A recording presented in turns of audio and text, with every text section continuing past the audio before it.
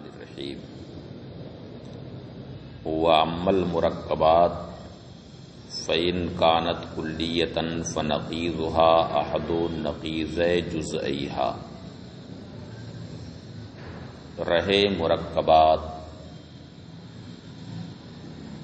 یعنی ابھی تک قضایا موجہہ کے نقائص کا بیان تھا، ان کی نقیضوں کا بیان تھا۔ قضایا موجہہ بسائط کی نقیضوں کا بیان تھا۔ یہاں سے ان موجہات کا بیان ہے جو مرکبات میں سے۔ موجہہ مرکبہ کسے کہتے ہیں؟ جس کی حقیقت ایجاب اور سلب دونوں سے مرکب۔ تو قضیہ مرکبہ یہ اصل میں دو قضیوں کا مجموعہ ہے، ان میں ایک موجبہ ہوتا ہے، دوسرا سالبہ ہوتا ہے۔ تو ان مرکبات کی نقیضیں کیسے لائی جائیں، تو ان کا بیان یہاں سے کرتے ہیں۔ تو ان کی نقیض لانے کا بالکل آسان طریقہ یہ ہے کہ دونوں جزوں کی نقیض لا کر کے بیچ میں حرف تردید داخل کر دیا جائے، یعنی اما اور او لگا دیا جائے۔ تو غیر متعین طور پر مرکبہ کی نقیض اس کے دونوں جزوں میں سے کسی جز کی نقیض ہوگی۔ یہ متعین نہیں کہ کون سا، غیر متعین طور پر اس کے دونوں جزوں میں سے ایک جز کی نقیض، وہی مرکبہ کی نقیض کہلائے گی۔ وَأَمَّا الْمُرَكَّبَاتُ فَإِنْ كَانَتْ كُلِّيَّةً، رہے مرکبات تو وہ اگر کلیہ ہوں، فَنَقِيضُهَا أَحَدُ نَقِيضَيْ جُزْئَيْهَا، تو ان کی نقیض، اس کی نقیض اس کے دونوں جزوں میں سے، اس کے دونوں جزوں کی نقیضوں میں سے کوئی ایک ہے۔ اس کے دونوں جزوں کی نقیضوں میں سے کوئی ایک ہے۔ وَذَلِكَ جَلِيٌّ، اور یہ بات بالکل ظاہر ہے کہ پڑھنے کی بھی ضرورت نہیں، بالکل ظاہر ہے کہ دونوں جزوں کی نقیض لے آئیے اور نقیض لا کر کے حرف تردید داخل کر دیجیے، اما اور او۔ اب انہی دونوں نقیضوں میں سے کوئی ایک مرکبہ کی نقیض ہو جائے گی۔ وَذَلِكَ جَلِيٌّ بَعْدَ الْإِحَاطَةِ بِحَقَائِقِ الْمُرَكَّبَاتِ وَنَقَائِضِ الْبَسَائِطِ، اور یہ بات حقائق مرکبات اور نقائض بسائط کے احاطہ کے بعد ظاہر و باہر۔ فَإِنَّكَ إِذَا تَحَقَّقْتَ أَنَّ الْوُجُودِيَّةَ لَا دَائِمَةَ ترکیبها من مطلقتین عامتین، کیونکہ جب آپ اس بات کی تحقیق کر چکے ہیں کہ وجودیہ لا دائمہ کی ترکیب دو مطلقہ عامہ سے، وجودیہ لا دائمہ دو مطلقہ عامہ سے مرکب ہوتا ہے، ان میں ایک موجبہ ہوتا ہے اور دوسرا سالبہ ہوتا ہے۔ کیونکہ جب آپ اس بات کی تحقیق کر چکے ہیں کہ وجودیہ لا دائمہ کی ترکیب دو مطلقہ عامہ سے، احداہما موجبہ، ان میں ایک موجبہ ہے، والاخری سالبہ، اور دوسرا سالبہ، ایک مطلقہ عامہ موجبہ ہے اور دوسرا مطلقہ عامہ سالبہ۔ وَأَنَّ نَقِيضَ الْمُطْلَقَةِ هُوَ الدَّائِمَةُ، اور مطلقہ عامہ کی نقیض دائمہ مطلقہ۔ تحققت ان نقیضها اما الدائمۃ المخالفہ او الدائمۃ الموافقہ، تو یہ بات بھی آپ کے لیے ثابت ہو جائے گی کہ اس کی نقیض یا تو وہ دائمہ مطلقہ ہے جو مخالف ہو پہلے والے قضیہ کے، او الدائمۃ الموافقہ، یا وہ دائمہ مطلقہ ہوگا جو پہلے والے قضیہ کے موافق۔ اقول القضیۃ المرکبۃ عبارۃ عن مجموع قضیتین مختلفتین بالایجاب والسلب۔ قضیہ مرکبہ عبارت ہے ایسے دو قضیہ کے مجموعہ سے جو ایجاب و سلب میں مختلف ہوتے ہیں۔ مرکبہ کی حقیقت ہی یہ ہے کہ جو ایجاب اور سلب دونوں سے مرکب ہو۔ فَنَقِيضُهَا رَفْعُ ذَلِكَ الْمَجْمُوعِ، تو اس کی نقیض اس مجموعہ کا رفع، اس کی نقیض اس مجموعہ کا رفع، اس لیے کہ ہر شے کی نقیض اس کا رفع ہے، تو دو قضیوں کے مجموعہ کی نقیض یہ ہے کہ اس مجموعہ کا رفع کر دیجیے۔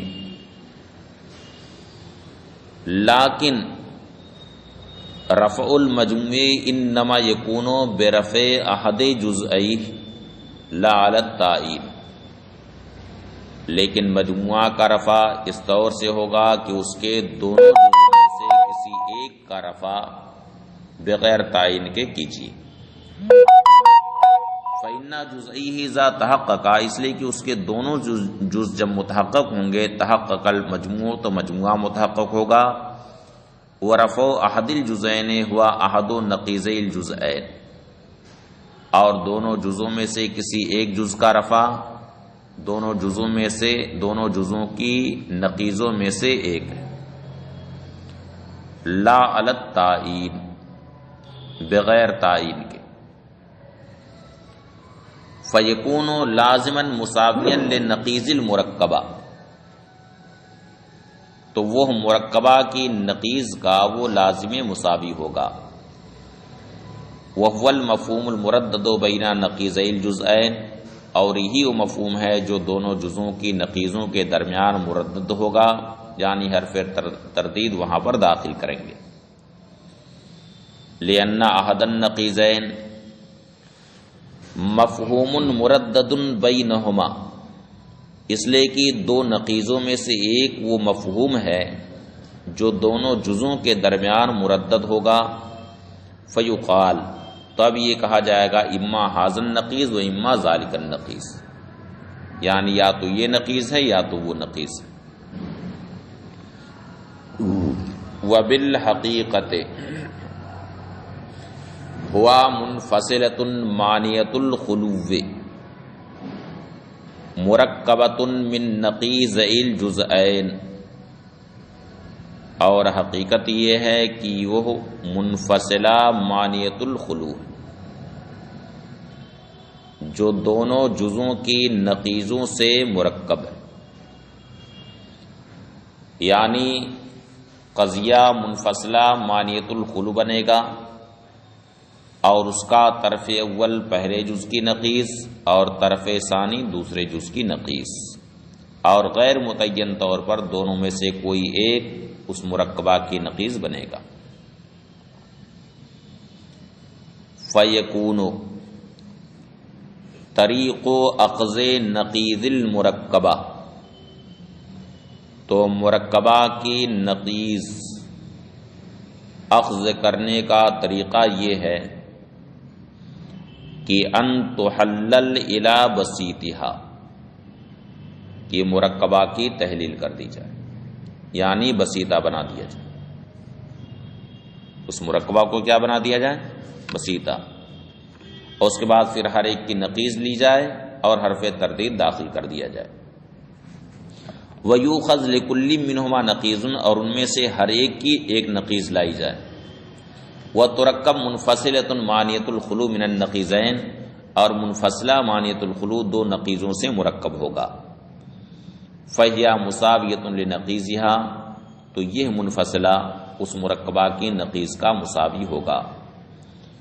لِأَنَّهُ مَتَى صَدَقَ الْأَصْلُ، کیونکہ جب اصل قضیہ صادق ہوگا، کذبت المنفصلہ، تو منفصلہ کاذب ہو جائے گا، کیونکہ تناقض کا حکم ہی یہ ہے کہ دو قضیوں میں ایسا اختلاف ہوتا ہے کہ پہلا اگر صادق ہو تو دوسرا کاذب ہو جائے گا۔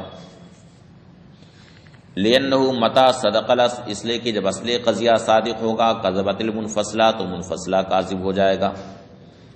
لِأَنَّهُ مَتَى صَدَقَ الْأَصْلُ، اس لیے کہ جب اصل قضیہ صادق ہوگا، صدقہ جزآہ، تو اس کے دونوں جز صادق ہوں گے۔ ومتا صدق الجزآن، اور جب دونوں جز صادق ہو جائیں گے، کذبا نقیضاہما، تو ان دونوں جزوں کی نقیضیں کاذب ہو جائیں گی۔ فتکذب المنفصلۃ المانعۃ الخلو لکذب جزئیہا، تو منفصلہ مانعۃ الخلو کاذب ہو جائے گا اس لیے کہ اس کے دونوں جز کاذب۔ ومتا کذب الاصل، اور جب اصل قضیہ کاذب ہوگا، صدقت المنفصلہ، تو منفصلہ صادق ہوگا۔ لِأَنَّهُ مَتَى كَذَبَ الْأَصْلُ، اس لیے کہ جب اصل قضیہ کاذب ہوگا، فَلَا بُدَّ أَن يَكْذِبَ أَحَدُ جُزَئِهِ، تو وہاں پر ضروری ہے کہ دونوں جزوں میں سے کوئی ایک کاذب ہو۔ وَمَتَى كَذَبَ أَحَدُ جُزَئِهِ، اور جب اس کے دونوں جزوں میں سے کوئی ایک کاذب ہوگا، صدق نقیضہ، تو اس کی نقیض صادق ہو جائے گی۔ فَتَصْدُقُ الْمُنفَصِلَةُ، تو وہاں پر منفصلہ مانعۃ الخلو صادق ہو جائے گا، لصدق احد جزئیہا، اس لیے کہ اس کے دونوں جزوں میں سے ایک جز صادق آ گیا۔ وذالک، اے طریق اخذ نقیض المرکبہ، اور یہ یعنی مرکبہ کی نقیض لینے کا طریقہ، جلی، یہ بالکل ظاہر، بعد الاحاطۃ بحقائق المرکبات و نقائض بسائطها، مرکبات کے حقائق اور بسائط کے نقائص کا احاطہ کرنے کے بعد، فَإِنَّكَ إِذَا تَحَقَّقْتَ أَنَّ الْوُجُودِيَّةَ اللَّادَائِمَةَ مُرَكَّبَةٌ مِّن مُطْلَقَتَيْنِ عَامَّتَيْنِ، کیونکہ جب آپ کے سامنے یہ بات ثابت ہو چکی ہے کہ وجودیہ لا دائمہ دو مطلقہ عامہ سے مرکب ہے، وجودیہ لا دائمہ دو مطلقہ عامہ سے مرکب ہے۔ اولاہما موافقۃ للاصل فی الکیف، واخراہما موافقۃ مخالفۃ لہ فی الکیف، ان میں پہلا مطلقہ عامہ کیف میں یعنی ایجاب و سلب میں اصل کے موافق ہوگا، اور دوسرا والا کیف میں اصل کے مخالف ہوگا۔ دوسرا والا کیف میں یعنی ایجاب و سلب میں اصل کے مخالف ہوگا۔ وہ تحققتا ان نقیض المطلقۃ العامہ الموافقہ الدائمۃ المخالفہ، اور یہ بھی تحقیق آ چکی ہے کہ مطلقہ عامہ موافقہ کی نقیض وہ دائمہ مطلقہ ہے جو ایجاب و سلب میں اس کے مخالف ہو، اور مطلقہ عامہ اور وہ مطلقہ عامہ جو اصل قضیہ کے مخالف ہے، اس کی نقیض وہ دائمہ ہے، وہ دائمہ ہے جو ایجاب و سلب میں اس کے موافق۔ علمتا ان نقیض الوجودیۃ لا دائمہ، تو آپ کو یہ بھی بات معلوم ہو گئی کہ وجودیہ لا دائمہ کی نقیض یا تو وہ دائمہ ہے جو اس کے مخالف ہوگی یا وہ دائمہ ہے جو اس کے موافق ہوگی. اب اس کو مثال سے واضح کرتے ہیں. فَإِذَا قُلْنَا کُلُّ إِنسَانٍ ذَاهِقٌ بِالْفِعْلِ لَا دَائِمًا، یہ ہے وجودیہ لا دائمہ. اس لیے کہ وجودیہ لا دائمہ اس مطلق عامہ کو کہتے ہیں جو لا دوام ذاتی سے مقید. اور پہلے یہ بیان ہو چکا ہے کہ لا دوام ذاتی سے اشارہ مطلق عامہ کی طرف ہوتا ہے. تو اب اس میں پہلا جز بھی مطلق عامہ ہے اور دوسرا جز بھی مطلق عامہ. کل انسان ذاہق بالفعل یہ مطلق عامہ موجبہ ہے اور لا دائمن سے مطلق عامہ سالبہ کی طرف اشارہ ہے، یعنی لا شیء من الانسان بذاہق بالفعل. تو پہلا قضیہ ہوا کل انسان ذاہق بالفعل اور دوسرا قضیہ لا شیء من الانسان بذاہق بالفعل. اب نقیض لانا ہے تو ان دونوں کی پہلے نقیض لے آئیے. تو کل انسان ذاہق بالفعل کی نقیض کیا ہوگی؟ یہ ہے موجبہ کلیہ، اور موجبہ کلیہ کی نقیض سالبہ جزیہ، اور بالفعل کی نقیض بالدوام. تو اس کی نقیض ہوگی بعض الانسان لیس بذاہق دائما. بعض الانسان لیس بذاہق دائما، اور لا دائما سے مطلق عامہ سالبہ کی طرف اشارہ تھا، یعنی لا شیء من الانسان بذاہق بالفعل. تو اب اس کی نقیض ہو جائے گی سالبہ جزیہ کی نقیض موجبہ، سالبہ جزیہ کی نقیض موجبہ کلیہ. کیا؟ موجبہ کلیہ. تو موجبہ کلیہ موجبہ اس کی نقیض ہوگی، یہاں موجبہ کلیہ اس کی نقیض ہوگی، یعنی کل انسان ذاہق دائما. اب اس کے بعد ان دونوں کے درمیان حرف تردید یعنی اما اور او کو داخل کر دیجیے. یکون نقیض ہو تو اس کی نقیض ہوگی انہو لیس کذالک، یعنی ایسا نہیں. اس لیے کہ ہر شے کی نقیض اس کا رفع. تب کسی بھی نقیض، کسی بھی چیز کی نقیض لانی ہو تو یہ آسان ہے، کہہ دیجیے لیسا کذالک، یعنی ایسا نہیں. لیسا کذالک ایسا نہیں.